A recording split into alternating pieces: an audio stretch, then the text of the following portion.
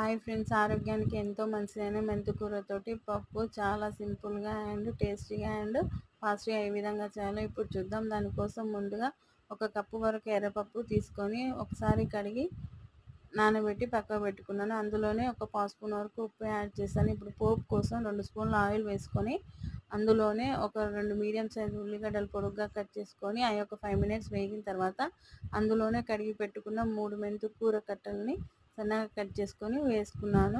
అది ఒక 5 మినిట్స్ మగ్గిన తర్వాత 2 మీడియం సైజు టమాటాలను పొడుగ్గా కట్ చేసి ఇందులో యాడ్ చేసుకున్నాను. ఇవన్నీ ఒక 5 మినిట్స్ మగ్గిన తర్వాత ఇందులో ఒక 2 స్పూన్ల కారము, 1 స్పూన్ అల్లం వెల్లుల్లి పేస్ట్, ఒక పావు స్పూన్ వరకు పసుపు అండ్ హాఫ్ స్పూన్ వరకు ఉప్పు వేసుకొని ఒక 5 నిమిషాలు మగ్గిన తర్వాత అందులోనే కడిగి పెట్టుకున్న పప్పుని యాడ్ చేశాను. ఆ వాటర్తో సహా ఇంకో 2 కప్స్ వాటర్ యాడ్ చేశాను. ఇది ఒక 10 మినిట్స్ వరకు మరగనివ్వాలి. అప్పుడు పప్పు పొంగకుండా మీద గరిట పెట్టి ఇలా మరిగిన పప్పు ఎంతో టేస్టీగా ఉంటుంది. అది రైస్లోకైనా చపాతీలోనైనా బాగుంటుంది. Thank you for